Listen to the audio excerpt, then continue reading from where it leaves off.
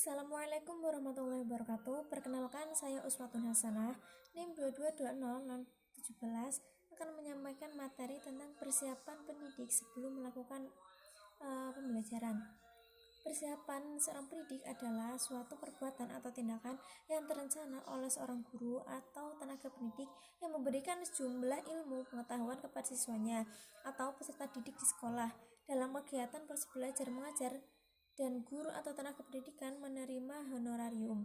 Seorang tenaga pendidik harus mengkonsep perencanaan mengajar.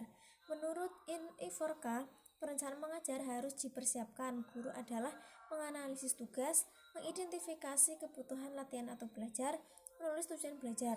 Dengan cara ini, seorang guru sanggup meramalkan tugas-tugas belajar yang harus dilakukan sebelum guru memilih menggunakan sumber yang diperlukan untuk mencapai tujuan yang diharapkan.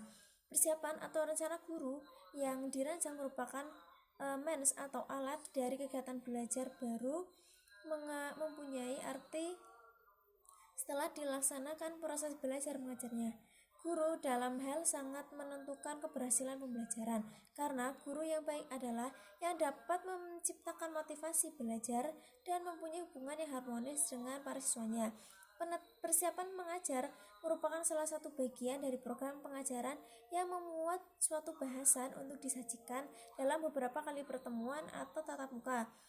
Persiapan mengajar dapat digunakan sebagai dasar untuk menyusun rencana pembelajaran dan sekaligus sebagai acuan dalam melaksanakan kegiatan pembelajaran agar lebih terarah dan belajar efektif dan efisien.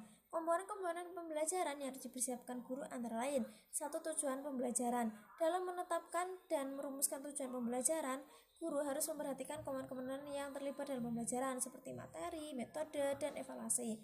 Yang kedua yaitu materi ajar. Kunci keberhasilan pembelajaran adalah penguasaan guru terhadap materi ajar yang akan disampaikan. Yang ketiga yaitu metode mengajar. Baik buruknya suatu metode pembelajaran sangat tergantung kepada kecakapan guru dalam memilih dan menggunakan metode tersebut. Penggunaan metode memberi warna dan nilai pada metode yang digunakan. Penggunaan metode yang tepat dapat meningkatkan motivasi belajar siswa. Yang keempat yaitu media pembelajaran. Secara umum, media merupakan semua bentuk perantara yang dipakai oleh penyebar ide atau gagasan sehingga sampai pada penerima. Menurut Briggs, media pembelajaran adalah segala alat fisik yang dapat menyajikan peran serta merangsang siswa untuk belajar. Penggunaan media dalam pendidikan terutama dimaksudkan untuk mempertinggi kualitas kegiatan pembelajaran. Yang kelima yaitu evaluasi. Secara umum, evaluasi ada dua macam, yaitu evaluasi proses dan evaluasi hasil. Evaluasi proses bertujuan menilai sejauh mana pembelajaran dapat memberikan pengalaman belajar sesuai dengan tujuan yang ditetapkan.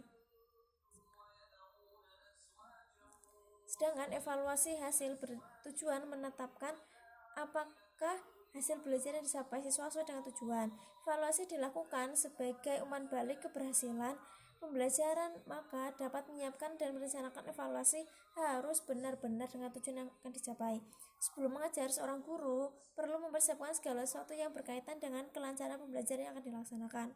Di antaranya yaitu pertama, kondisi siswa.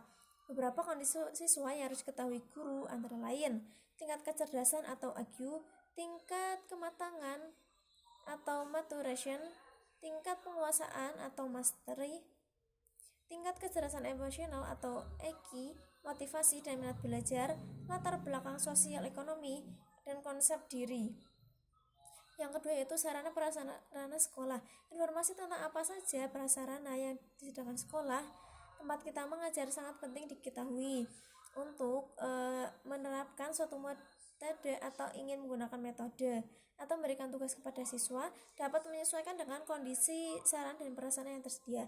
Yang ketiga yaitu keadaan kelas. Keadaan kelas yang dimaksud meliputi jumlah siswa dalam kelas dan fasilitas yang ada dalam kelas seperti papan tulis, meja, kursi, ventilasi, dan lain. Dan yang terakhir yaitu lingkungan sekolah. Lingkungan sekolah di sini tidak terbatas pada keadaan halaman, lapangan, atau taman yang ada di sekolah, tetapi juga mencakup bagaimana interaksi siswa dengan guru, kepala sekolah, karyawan, maupun siswa dengan siswa lainnya. Sekian dari saya, terima kasih. Wassalamualaikum warahmatullahi wabarakatuh.